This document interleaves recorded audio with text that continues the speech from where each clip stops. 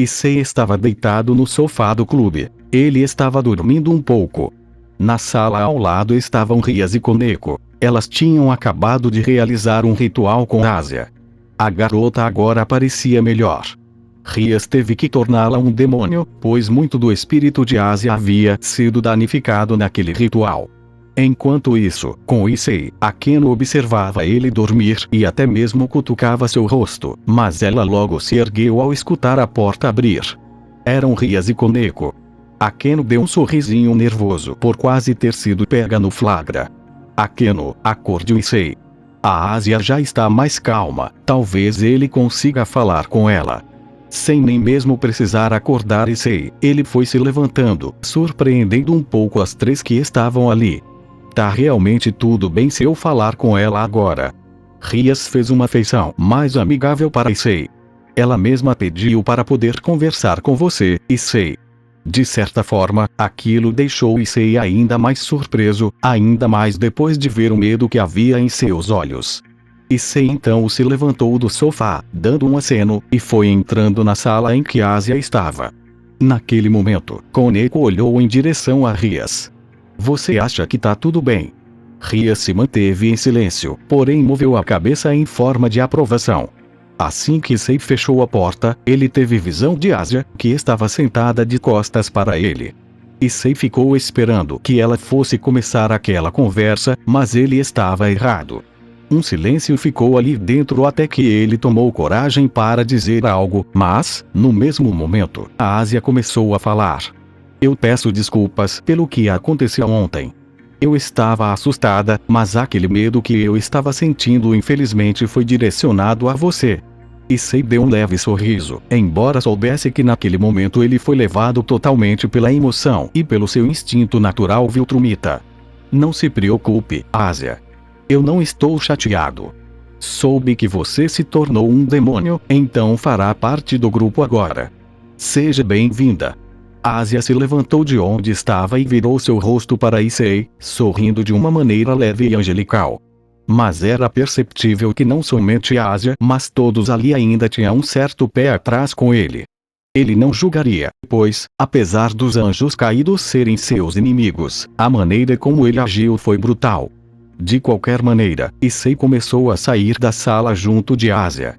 Rias soltou um suspiro aliviado, já que tudo parecia estar dando certo. Após algum tempo, Rias estava se decidindo sobre algo, enquanto Akeno estava sentada ao lado de Issei, oferecendo um pouco de pudim para ele. Akeno, você pode parar de se jogar tanto no Issei. Akeno deu um sorriso suspeito e se virou para responder a Rias. Eu me jogando? Só estou oferecendo um pouco de pudim, algo completamente inofensivo. Rias levantou a sobrancelha e emburrou um pouco o rosto. De qualquer maneira, Issei, tenho algo a discutir com você. Acredito que seja benéfico para você conviver com mais pessoas, então você gostaria de se juntar a nós na academia Ko? Antes que Rias pudesse continuar a falar, Akeno, que estava sentada, logo levantou o braço esquerdo. É uma ótima ideia, realmente. Ele poderia ficar na mesma sala que eu. Rias soltou um suspiro e, no momento seguinte, cortou o barato de Akeno. Não, Akeno. Ele vai ficar no primeiro ano. Aquilo foi como um balde de água fria para ela, mas, ao olhar para Issei, viu que ele estava pensativo sobre o que Rias estava falando. Ele então notou que os olhares estavam direcionados para ele. Bem, eu não sei como funcionam exatamente essas tais academias que vocês estão falando, mas acho que não deve ter nenhum problema. Eu aceito. Rias pareceu satisfeita com a decisão de Issei, começando a ajeitar algumas coisas, principalmente documentos. Ela usou alguns truques, mas conseguiu todos os documentos que Issei precisaria para viver como uma pessoa normal. Após um tempo, Rias e Issei estavam entrando na academia. As pessoas ficavam olhando para Issei. Afinal de contas, por ser um viltrumita, seu físico naturalmente é avantajado, mesmo sendo jovem.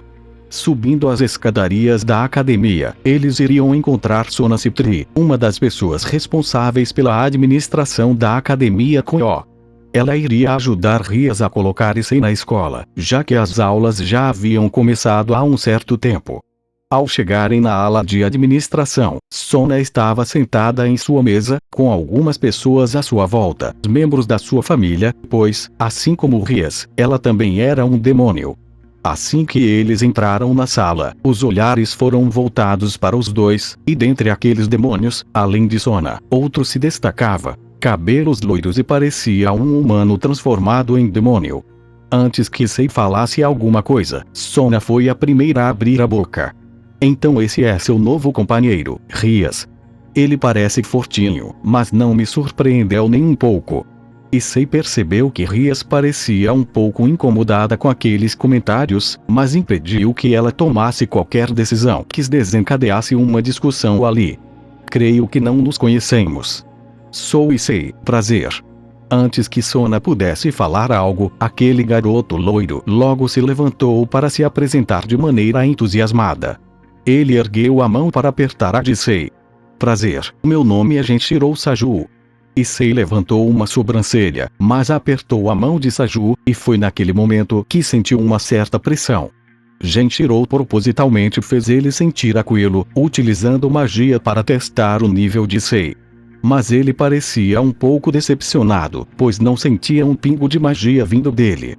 Então, com um suspiro, Issei devolveu aquela pressão, fazendo Genshiro se ajoelhar pelo aperto que Issei exercia. Chegou ao ponto de Genshiro ter que usar um círculo mágico de proteção para evitar quebrar a mão. Issei, é o suficiente, disse Rias, com os braços cruzados. Sona parecia absurdamente surpresa. Em seguida, Issei soltou a mão de Saju, fazendo cair no chão, respirando após se libertar da pressão. Eu peço desculpas, senhorita Sona, não queria causar transtorno. Antes mesmo de terminar, Saju se levantou e o interrompeu. Não, não. Eu que o provoquei primeiro, só recebi o que merecia. Sona soltou um suspiro aliviado. Rias então lhe entregou os documentos, e não houve problemas para matricular Issei, mesmo com o ano letivo já em andamento. Depois disso, Issei se despediu e saiu com Rias. Assim que saíram, Genshiro soltou um suspiro pesado. Sona o encarou, sem entender. O que foi, Saju? Após um breve silêncio, ele respondeu. Ele não tem nenhum pingo de magia no corpo, mas eu senti uma pressão muito forte. Aquele rapaz poderia matar todos nós em questão de segundos. Além disso, era como se atrás dele houvesse um dragão imenso, mesmo sem magia. Eu acho que ele tem uma sacre de Gear oculta, talvez tão poderosa quanto a minha, ou mais. Sona regalou os olhos, pensativa. Algum tempo depois, Issei foi para seu primeiro dia de aula. As coisas eram tão fáceis que ele nem precisava se esforçar. Ele havia aprendido coisas muito mais complexas em Viltrum. Algumas pessoas falaram com ele, em sua maioria garotas, curiosas por causa de sua aparência. Mas toda vez que ele conversava mais do que o necessário com uma mulher, sentia uma presença assassina observando. Ao final das aulas, ele foi direto para o clube. Ao abrir a porta, Rias ficou contente. Ótimo, eu iria buscá-lo na sua casa, mas como você veio, vai ser mais fácil. Issei levantou a sobrancelha. Aconteceu alguma coisa? Precisa que eu faça algo? Rias se levantou. Preciso realizar um procedimento com você. Você deve ter escutado ou percebido algo chamado magia, que é a nossa fonte de poder sobrenatural, e você, por não ser da Terra, não possui ela. Embora, por si só, você não pareça precisar muito, esse ritual será para inserir magia no seu corpo e adaptá-lo para conseguir utilizá-la, nem que seja somente um pouco. Isso vai possibilitar conversarmos à distância, você se teleportar para o clube ou para outras áreas que tenhamos permissão de teleporte. Issei colocou a mão no queixo, mas sinceramente não tinha nenhum motivo para recusar. Bem, então como fazemos esse ritual?